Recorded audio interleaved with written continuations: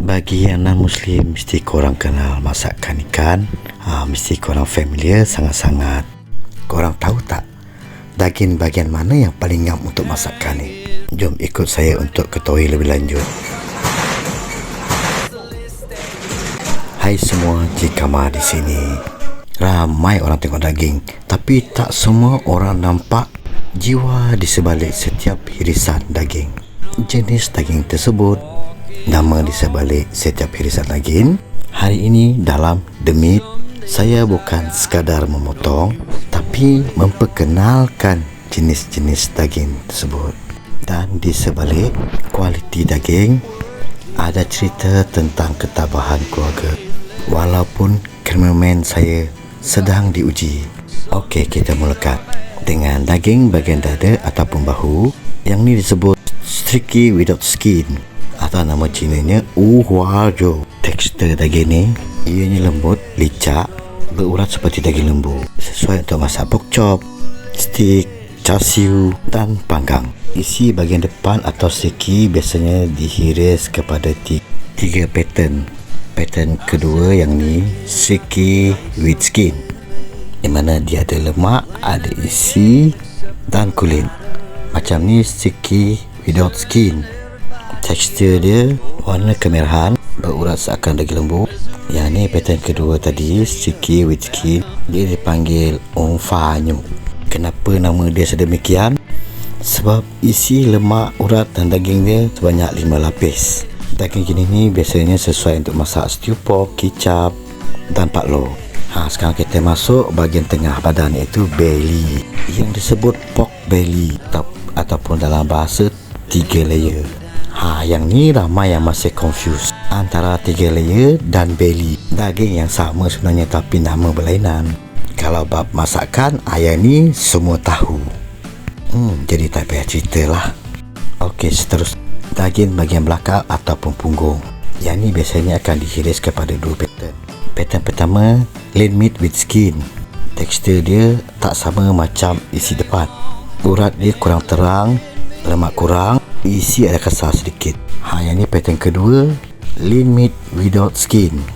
Asalnya ada daging yang sama tadi, bezanya hanya dibuang kulit dan lemak. Jenis masakan lebih senonoh kepada masak halia, campur dengan sayur dan sup.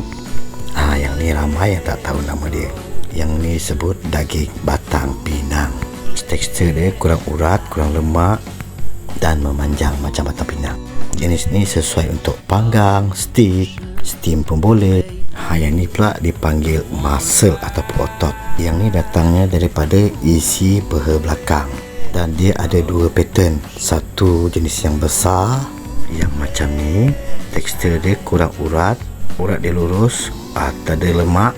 Daging dia ada rasa kasar sedikit. Manakala satu lagi pattern jenis yang kecil, datangnya daripada isi bahu. Tekstur dia yang ni merupakan isi yang paling lembut, tiada urat, tiada lemak, sesuai untuk masak bubur, steam dengan cili cincalo, sup, spring roll dan banyak lagi lah. Yang ni pula dipanggil loin. Isi ni datang daripada bahagian belakang hingga pinggang. Tekstur dia lembut di bahagian atas dan kasar di bahagian pinggang. Jenis masakan boleh kepada steak, pork chop, black pepper dan sebagainya. Yang ni ramai kenal, ni rusuk. Bahasa Inggeris dia rib, bahasa Cina dia baiku.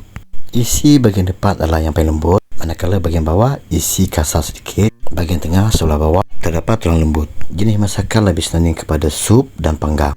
Okey, lepas ni kepada penyeri sup dan pemanis sup. Yang ni dipanggil big bone. Ada 2 pattern. Satu jenis tulang panjang dan yang ni jenis tulang lepeh. Jenis tulang lepeh ni dipanggil pimpong. Isi dia lebih manis dan lembut kerana tulang datang daripada bahagian isi depan. Dan yang ni juga senonoh dengan sup. Ianya dipanggil meat bone ataupun tulang daging. Dagingnya juga terdapat 2 pattern. Satu lembut dan yang kasar. Pattern tulang pun sama. Yang ni ramai kenal lah. Ni bahagian ekor. Jenis masakan dia pelbagai. Okey, daging seterusnya adalah kelebat ataupun dagu. Bahagian yang creamy ketika dipanggang. Paklo pun boleh, goreng kicap pun boleh. Seterusnya adalah kaki depan yang dipanggil pork hock fore. Perbezaannya kakinya boleh lipat ke bawah, dan yang ni pula kaki belakang ataupun dipanggil pork hock hind. Perbezaannya adalah boleh lipat ke atas. Bahagian depan lebih kecil dan pendek, dan belakang lebih panjang dan besar.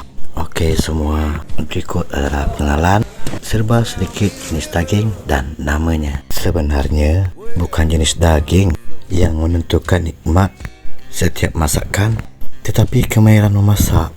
Betul tak? Kita kembali ke part 2, parang kampung. Parang kampung ni sejak zaman dahulu pelbagai kegunaannya. Ianya lebih istimewa dan berbeza dengan parang yang ada di rumah mahupun di tempat kerja saya.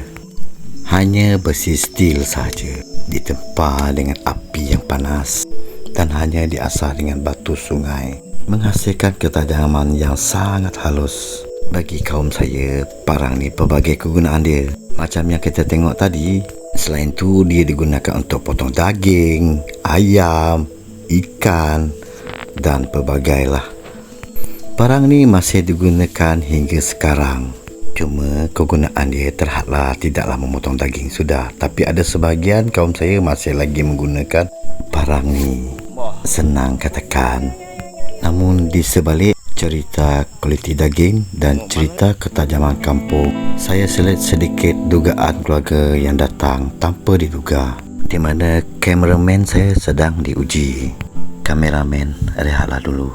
Doakanlah dia cepat sembuh supaya kami boleh kembali beraksi. Oh ya, kameraman tidak berapa sihat. Hari ini biar ayah yang masak. Untuk kesihatan macam ni, bubur lah yang paling sesuai. Bahan-bahannya ringkas: brokoli, carrot, cili besar, bawang putih, bawang merah. Semuanya dihiris sedang dan ada yang halus, sedikit ayam kisar, serta beberapa keping slice ayam. Kemudian halia muda yang dihiris sedang-sedang. Sebenarnya bila kita tidak berapa sihat, buburlah yang paling ngam dekat tekak. Kadang-kadang tekak tak semestinya minta yang istimewa. Hanya bubur biasa ataupun bubur kosong sudah memandai. Tapi biarlah ada sedikit garam ataupun sebut perasa.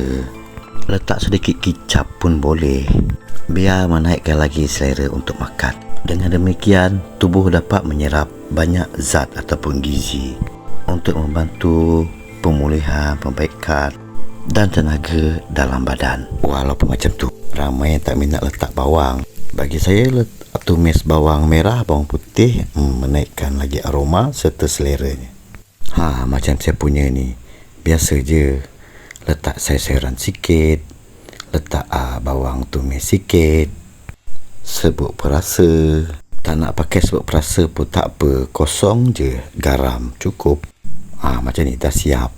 Dan rasanya korang mesti ada resepi yang lagi simple, sedap. Kalau saya, inilah sebahagiannya. Okey, cameraman, makan ya supaya cepat sembuh. Dia booster lagi dengan benda ni supaya cepat sembuh. Bolehlah kita beraksi balik. Yang ni saya nak iklan dulu dengan eksperimen kopi. Saya gunakan mangga kali ni. Tak tahulah jadi tak jadi, sedap atau tidak.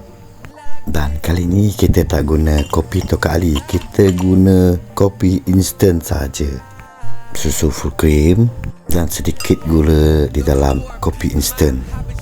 Lepas tu kita float kopi instant tu bagi nampak macam ala-ala kafe sikit lah. Okey, kali ni warna ni nampak menarik, cantik, 3 layer. Bab rasa kita tak tahulah. Okey, kita test. Masam cacah merba. Yang ni tak berapa menjadi, mungkin perlu tambah gula lagi.